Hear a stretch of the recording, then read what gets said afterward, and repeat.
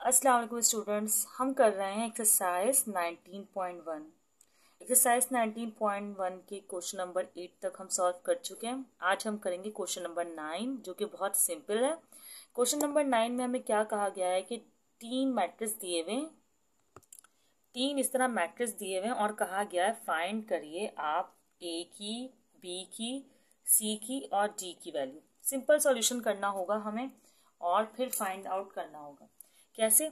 देखिए, सवाल तो हमने कॉपी किया हुआ है, इसको सवाल को कॉपी कर दिया। पहले हम ऐड करके ही दिखा देंगे। इन दोनों के बीच में साइन है एडिशन का, तो a+3 कॉरस्पॉन्डिंग साइड ऐड कर रहे हैं c+1, ठीक है। b-1, आपको पता है साइन जो होता है ऐड में वही आता है, d+0, सही है।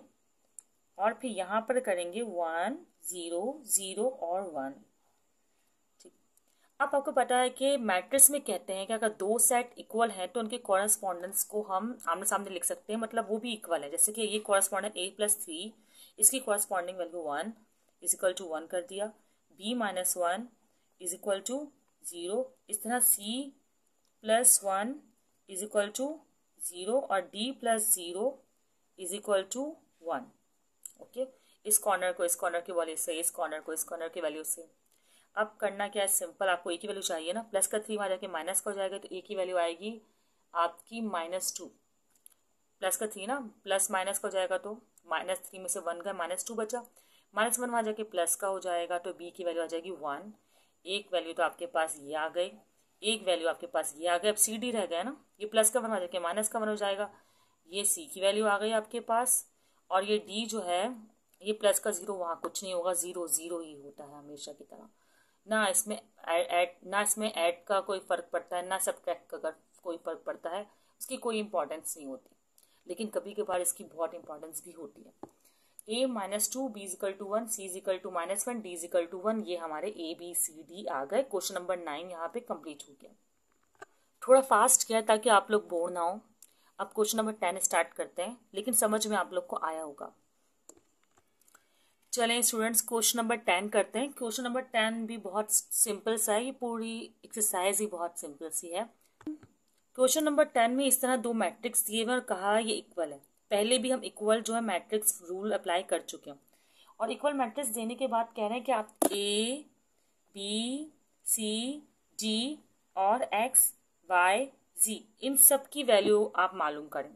तो कोई मुश्किल क्वेश्चन नहीं है, आपको बस इक्वल मैट्रिक्स रूल अप्लाई करते हुए फर्स्ट को फर्स्ट के सामने, सेकंड को सेकंड के सामने, थर्ड को थर्ड के सामने, इस तरह ना यूज कर लेना है। जैसे कैसे करेंगे, फर्स्ट को फर्स्ट के सामने ना x = 3, ठीक है। इस तरह -1 है, -1 = a, y = x, ठीक है। मैं यहाँ थोड़ी सी जगह छोड़ रही हूँ। 2 = b, 0 = 0, 3 = c, इस तरह z = 2 और अपना 3 = 3,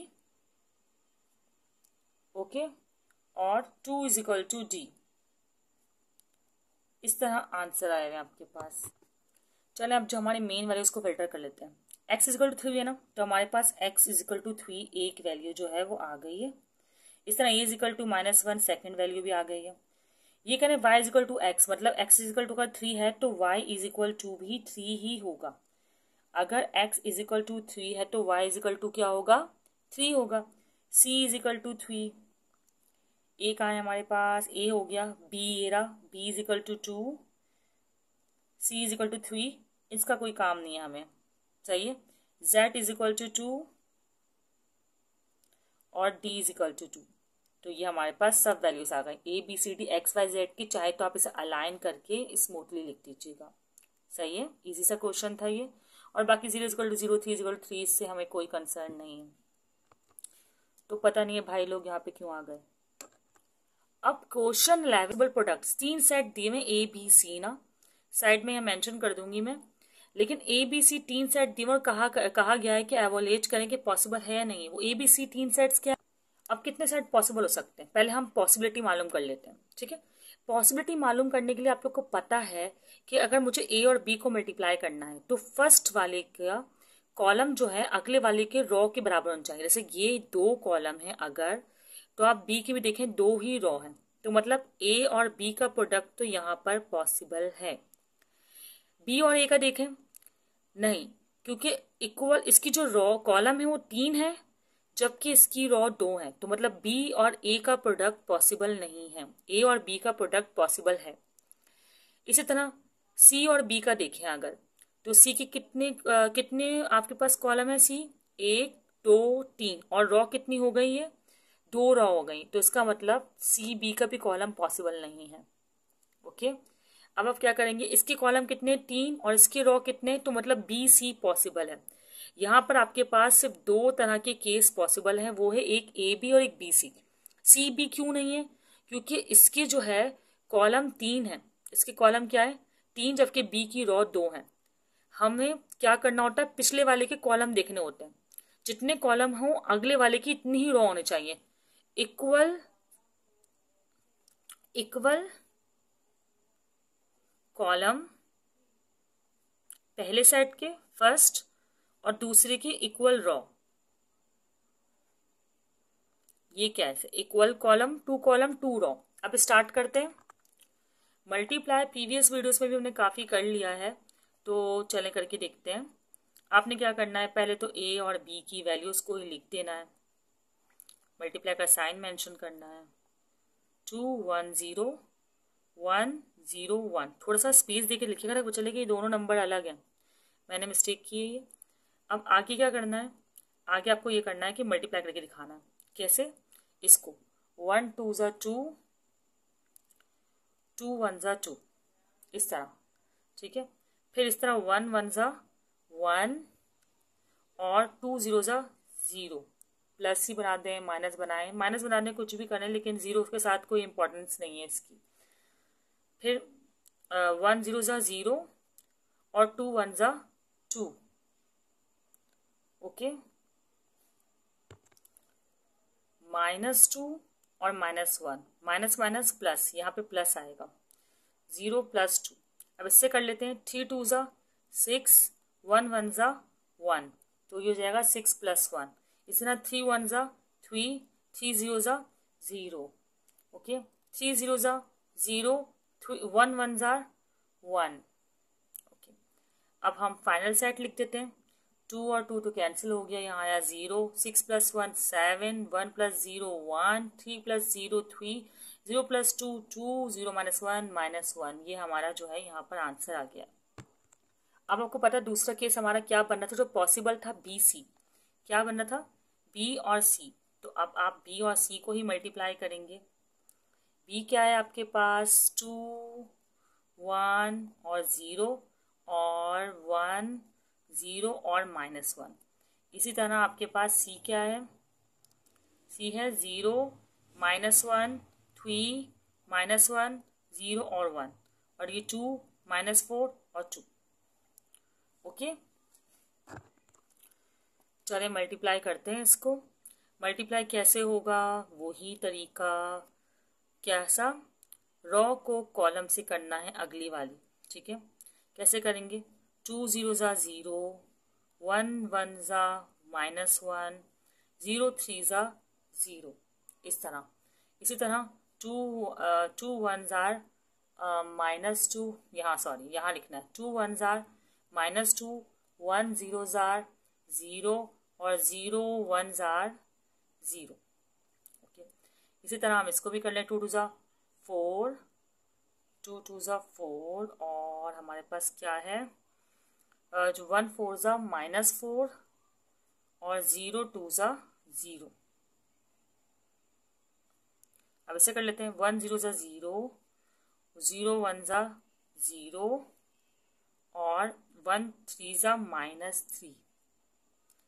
अच्छा, 0 के साथ कुछ भी और फर्क नहीं पड़ता, प्लस का साइन शो कर देना चाहिए, अच्छा नहीं लगता। अब 1 1 ज़ा 1 -1, फिर 0 0 ज़ा 0, फिर -1 1 ज़ा -1। अब 1 2 ज़ा 2, 0 4 ज़ा 0 और 1 2 ज़ा 2, माइनस का 2, प्लस माइनस माइनस। अब सॉल्यूशन लिख देती हूँ मैं यहाँ पर, इसका यहाँ पर ही मेंशन कर देती हूँ सॉल्यूशन ईजिली, ताकि नज़र आ जाए।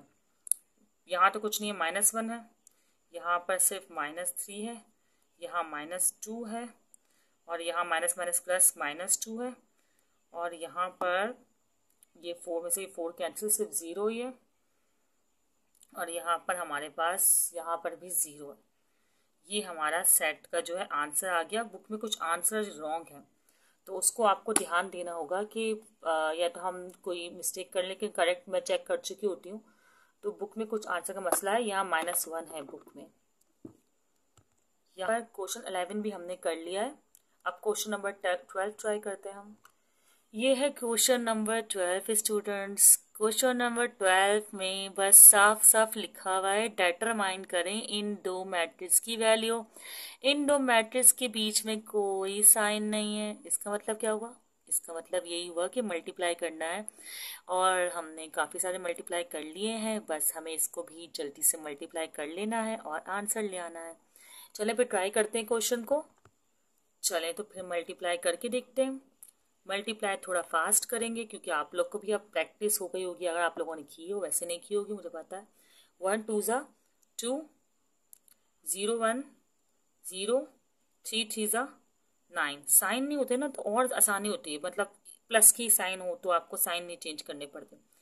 ये रो हो गई ना, अब ये कॉलम भी हो गया, अब ये कॉलम और ये कॉलम। 1 2 ज़ा 2, 0 3 ज़ा 0, 3 2 ज़ा 6, 1 0 0, 0 2 ज़ा 0, 3 0 ज़ा 0, ओके। 2 2 ज़ा 4, 1 1 ज़ा 1, 2 3 ज़ा 6, 2 2 ज़ा 4, 1 3 ज़ा 3, 2 2 ज़ा 4, 2 0 ज़ा 0, 1 2 ज़ा 2, 2 0 ज़ा 0। इस तरह 1 2 1 2 2, 3 1 3, और 1 3 भी 3, 1 2 2 3 3 9 2 1 2। इसी तरह 3 2 सा 6 कर रही हूँ, बस मुझे पता है इसका तो 0 ही आना है। ओके, ये हमने इस तरह इस फॉर्म में मल्टीप्लाई कर दिया है अभी। अब आपको पता है क्या करना है, सिंपली ना एडिशन कर लेना। किस तरह का एडिशन करेंगे आप लोग? 2 और 9 11, 2 और 9 11, इस तरह 5 और 6 11, और 3 3 6, 6 और 2 8, ओके। 2 और 6 8, 4 और 4 8, और 8 और 3 11, 0, अच्छा नहीं पहले तो कर लो, 13, ओके, 0, और यहाँ 2, और यहाँ 6।